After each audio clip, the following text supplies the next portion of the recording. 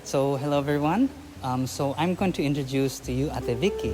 So hi Ate Vicky. Hello, I'm Vicky Castro. I'm living here in Payatas for more than 30 years. Let's have a short conversation. When did you move here and what was around? What did you see when you first moved to Payatas? I moved here in Payatas in year of 1988. So I came from Quezon City because of the land of before the owner need of the land in Quezon City, in Quezon Boulevard. But this Payatas before when I came here, this is more on big grass.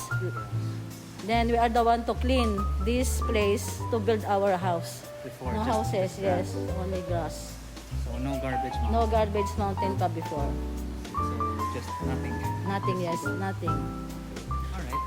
So now I'd like to ask a little bit more about the tragedy in 2000. Where were you and what was happening? What did you do during the tragedy? July 10, 2000, when the Payatas tragedy was happened, at that time, many people stay in their house because I have jeepney strike. That's why many people stay in their house. So, and then around early in the morning, I go around to this community because I heard some people that the dam site already collapsed. Parang they saw something broken in the dam site. So I go around to this community because at that time, I'm one of the handling the scholarship program of Sol Payatas Foundation. I work in Sol Payatas Foundation. And then I go around to see our beneficiary. Then mostly I go to other places and Purok 10 to ask my co-workers to help me to go around to the people. Then when I asked the beneficiary, they said they are okay. But yes, when I go back home, then a few minutes, I heard like a bump and then the surrounding pang become dark. So I heard na many people are shouting and crying at that time. So of course, because I worried into my family, so I go home, and then I want to see my family is okay. But luckily, my family are okay, all of them. And then my house, I saw is the end of cover of the garbage. My friends, my neighbor, they are covered. And also I have one sister-in-law cover the garbage. She is 6 months pregnant. Because at that time, she go down to give some vitamins to those pregnant women. That's why she covered the garbage. So after the tragedy, because I'm working at Sol Payatas Foundation, even we are the affected of tragedy, but I try to help the people, the victim, through Sol Payatas Foundation. We give some vitamins, food, and other needs of the victim. So it took 17 years before the dump site closed from the tragedy of 2000. But if I understand correctly, the reason it closed is because of the writ of kalikasan, which basically means law of nature or right of nature. So can I ask, what is your involvement with in the result of the closure of the dump site? Actually, my husband is one of the leader here in Lupang Pangako. Before, she is the ex-president of Sangkap organization. As a leader, she is want to help the people to file a case against the owner of the land, the ex-mayor, and then the ex-barangay captain. And then they file a case as writ of kalikasan, the nature. Then they file in the ombudsman. But many months they filed a case. But in 2017 December, the ombudsman decided to close the dump site. So of course we are happy, but I think some people, especially the scavenger, they sad because especially those people or scavenger, they get income from the dump site. I'll follow up on that question.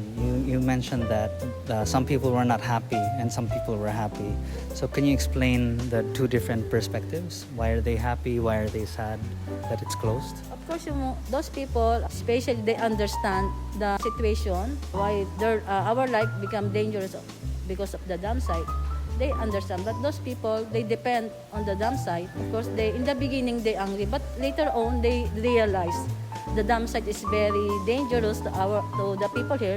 So they kumbaga, as a scavenger, because they don't have choice to find other job, they go to the Kasiglahan to become a scavenger because the garbage transfer in Kasiglahan. Or some people, they find another job like construction worker or selling street vendor like. So they decided to move on or to get another job because I believe Filipino is very madiskarte. So now I'd like to ask more about your perspective Payatas now and Payatas before the past? Before the Payatas talaga, when I arrive here, I feel I'm not parang I cannot survive because no water, no everything. One time nga I experienced when my daughter, I want kasi my daughter to continue his study. So I sacrifice to go to San Jose Elementary School with my 2 kids and whole day. And then we bring only the lunch. We stay there for 1 day. And then we ride in the truck because no jeepney before. We ask the truck to ride just together with my daughter. Then later on, I think because of the people living here, because we want to improve this place, but it's very hard because it took many years to improve these payatas to become like this. Then later on, we have school, elementary school, we have market, but takes time because of the people or some organization, they are trying to become like this this Lupang Pangako, this payatas, to the effort of everybody of the people living here. Now we have school, elementary school, but yes, elementary school in Lupang Pangako. We have health center, market, and then we have light, we have water, and some of the children here, they have some either finished their studies because of the help of some organization through scholarship like Sol Payatas, and we have church, big church in phase 1. And then our health condition become okay because no dam site. Because before the dam site is very dangerous to our health. And then as of now, even we have like everything like that. But we want the people here. We also want to fight for this land because we want this land become ours. But we know we don't need naman to it's a free. We know naman we need to pay in a lower price. That is one of the isa pa ring ng mga people dito na maging amin tong lupa. But we pay. Become own. This land will become own someday. I'll just ask about the dump site. The dump site now, is there any effect to the residents now, or is it no effect at all? I think the dump site now is no effect for the people because the government, the LGU, they are trying to monitor the dump site until now. They are trying to monitor the dump site to become better, even already closed. Because I think the government, the local government, they have a plan to the dump site, but not yet not yet decided. But we are hoping the government trying to do better for the people. Siguro last question. How do you feel about the future of Payatas? I want this payatas become better than the people, especially kasi, di ba, as staff of Sol Payatas Foundation, not a community, one of the community people, I want this payatas become better, less the poverty. So I want the people help to become a better life.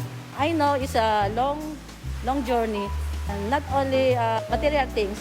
I want to help these people, to change their life by their own effort, not relate to the NGO, to the yes.